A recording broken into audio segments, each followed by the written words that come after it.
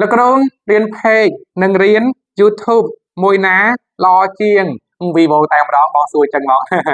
បើសួរយើងបងលោកគ្រូចេះបងអាស្រ័យទៅលើបងប្អូនយើង start មួយណាអញ្ចឹងណាយើងលេងទូរស័ព្ទហ្នឹងណាបងបើយើងលេង Facebook start ជាងអាហ្នឹងយើងរៀនប្រើប្រាស់ page ទៅបងល្អជាងហើយអញ្ចឹងណាបងតែបើសិនជាបងប្អូនយើងដែលគាត់ចូលចិត្តមើល YouTube អត់សូវមើល Facebook លេង Facebook ទេចូលចិត្តមើល YouTube អាហ្នឹងបើសួរយើងបងលោកគ្រូរៀន YouTube ទៅអញ្ចឹងណាបងអាហ្នឹងឆ្លើយអញ្ចឹងបានអញ្ចឹងណាបងណា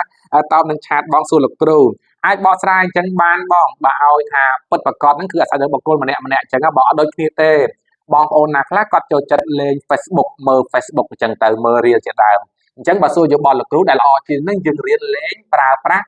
page ទៅអញ្ចឹងណាបងអាហ្នឹងយើងរៀន start ជាងហើយវាចេះបងវាល្អឬមិនល្អវាអាស្រ័យលើយើងស្រឡាញ់ផងណាបងថាតើយើងស្រឡាញ់មួយណាយើងស្រឡាញ់មួយណាយើងធ្វើមួយហ្នឹងទៅព្រោះការស្រឡាញ់ការចូលចិត្តហ្នឹងអត់ដូចគ្នាទេ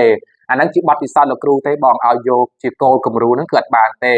លោកគ្រូគាត់ណាបកស្រាយថាតើយើងនេះដូចបងនេះរវាង Facebook ហើយនិង YouTube ហ្នឹងបងចូលចិត្តលេងមួយណាជាង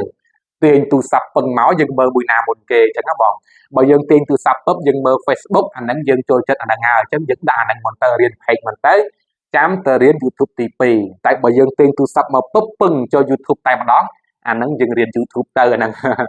យើងរៀន YouTube ទៅចាំយើងរៀន page ទី2អញ្ចឹងក៏បានដែរលោកគ្រូមានកូនសិស្សច្រើនហើយអញ្ចឹងបងសិស្សណាខ្លះក៏រៀន page ហើយបាត់ទៅ YouTube ឃើញអញ្ចឹងការរៀន YouTube មុនត្រឡប់មក page ឃើញអញ្ចឹងការ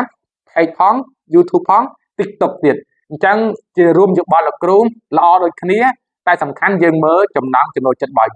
យើងចូលចិត្តអាមួយណាយើងរៀនអាមួយនឹងមិនសិនលោកគ្រូបង្រៀនបានដូចគ្នាអញ្ចឹងបងអាណាក៏បានដែរអញ្ចឹង